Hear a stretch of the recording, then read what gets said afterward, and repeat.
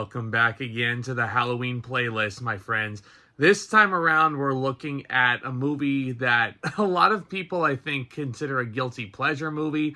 I think this is bordering on excellent, if you ask me. We're looking at Arachnophobia, which, contrary to popular belief, not directed by the GOAT, Steven Spielberg. I know a lot of people look at this and Amblin's involvement and its distribution. Spielberg did not direct this movie. Instead, he is credited as an executive producer, and vice versa. A frequent Spielberg producer and Frank Marshall is the one who directed this film. Yeah, Frank Marshall, along with his wife Kathleen Kennedy, distributed a lot of Spielberg's most famous work like Indiana Jones, Jurassic Park. Marshall also had a hand in producing the Back to the Future trilogy, which I reviewed earlier this year. So even though Frank Marshall isn't necessarily known for being a director, he's a pretty prolific name in Hollywood. Arachnophobia was his first directorial feature. And after a nature photographer dies on assignment in Venezuela, a poisonous spider hitches a ride in his coffin to his hometown in rural California, where we meet up with Dr. Ross Jennings, played by Jeff Daniels,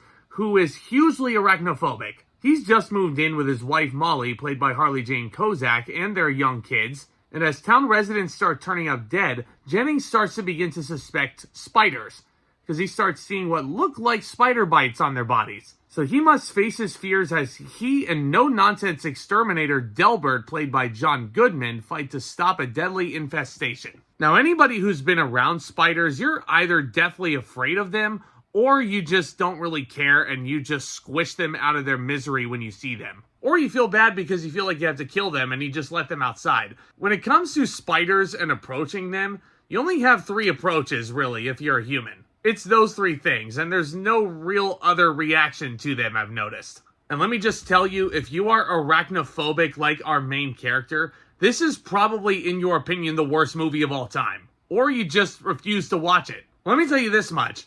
Even though it's in the title, I don't even know if it's necessarily fully about the spider breakout. I mean, yeah, that is the main focus. But your main character is scared shitless of these things. I feel like, deep down inside, this movie is about how you can overcome your greatest fears to save everybody. And I think this movie captures that beautifully. This is a very well-directed film. I feel like it's a very direct homage to the old-timey creature features that a lot of us probably grew up watching. Because in the grand scheme of things, Arachnophobia, at least in my opinion and in my view, it isn't necessarily all that terrifying. But there are certainly loads of methods that all of the creatives involved on this project, Frank Marshall, cinematographer Michael Solomon, composer Trevor Jones. Oh my god, the music in this movie can be very unsettling sometimes. But I just love how this movie looks. And I feel like this is one of those perfect older films, because this came out back in 1990. If you had never seen this movie up to that point, if you just look at how gorgeous that poster is and how freaky looking that poster is, chances are you might think, that looks spooky. That looks really good. I gotta praise the poster artwork, definitely, for sure. Because that was a big catalyst for me to watch this movie for the first time a couple of years ago. And I was like, how have I never seen this before? How have I never heard of it? And then the first time I watched it, I thought it was really fun. And then I rewatched it today for the purposes of this review, and it's really fun. Which I think is indicative, especially with Steven Spielberg's involvement, because he tended to direct a lot of very fun blockbusters around this time. This was like right before Steven Spielberg hit the peak of his career. Because 1993 hadn't happened yet. He hadn't put out Jurassic Park. He hadn't put out Schindler's List, both in the same year. But he was executive producer. This was like right at the peak of his popularity. I think Frank Marshall steps into those shoes wonderfully. And I think he captures these characters beautifully on screen. Even though some of them might come across a bit unrealistic and cartoonish for my liking for the tone that I think this movie could have gone in, I think all the actors do a great job. Jeff Daniels, who hadn't done Dumb and Dumber by this point in his career, I think he sold the terror for most of this movie really, really well. And then the climax in his wine cellar where he starts throwing what almost turned into Molotov cocktails at this gigantic tarantula. Yeah, I mean, like, I probably won't do it in the comfort of my own apartment here.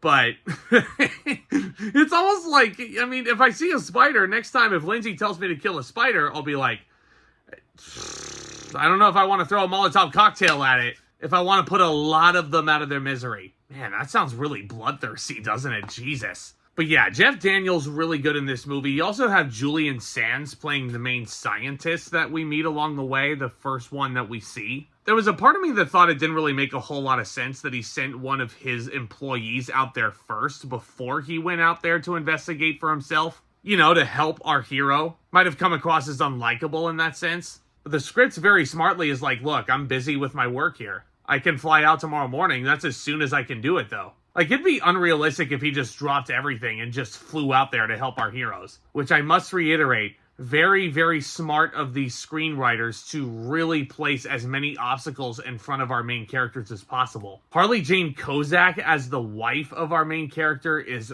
really, really good in this. I really don't think she gets enough credit here. And it's also fun to see the female in the couple be the one to not be afraid of spiders and be the one who's like, kind of indifferent towards it. And I'm not saying it because it's flip-flopped in our real life here, where I'm the one who's kind of indifferent about killing the spiders, and Lindsay is terrified. But every time I watch this movie, it's refreshing to see, and I'm like, yeah, you go, girl. Speaking of killing spiders, he also got to talk about John Goodman in this, because his, like, whole, I don't want to say aura, because that's the wrong word for it, but his whole presentation, he almost has a theme song when you see him.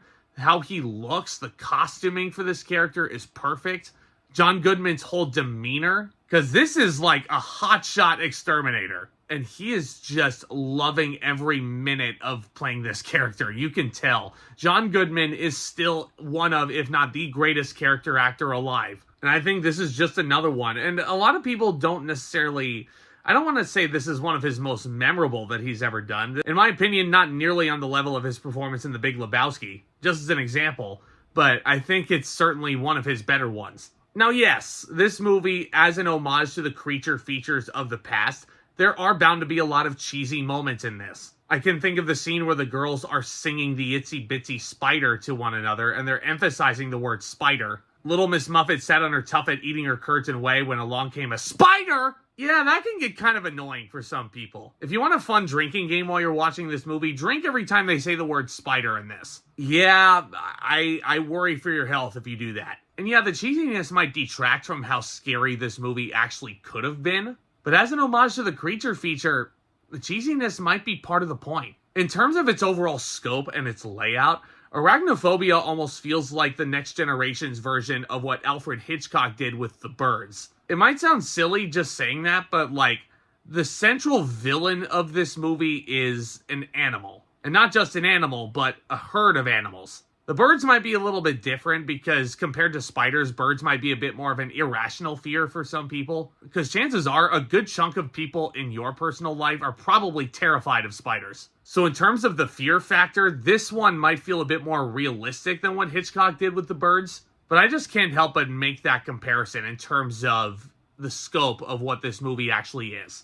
And similarly, just like The Birds was fun, Arachnophobia is a ton of fun as well. I must caution you though, if you are not a fan of spiders, if you have to resort to having your brother, your family member, your significant other, whoever it is in your house, if you have to resort to somebody else killing a spider for you, Arachnophobia I would not recommend. But if you liked what Spielberg was doing around this time, if you enjoy a lot of the actors in this movie like Jeff Daniels and John Goodman, this is probably a good movie for you to check out. And I feel like a lot of cases, you come across those movies that aren't necessarily revered as some others. But if you talk to other people about this movie, even though it has a smaller legacy compared to some, there's movies like this where you talk to a bunch of people and not a single one of them dislikes it. I haven't yet met a single person who dislikes Arachnophobia. And I guarantee you, if you watch this, if you decide to overcome your fears, you probably might like it too. I'm going to give Arachnophobia an A-. Yeah, this movie is a ton of fun, albeit cheesy as hell. Let me know what you guys thought. Is this one of your favorite Amblin Entertainment distributed films? What is your favorite creature feature that you guys love to watch? As always, I love getting in front of this camera and talking all things in the cinematic world with you on the regular.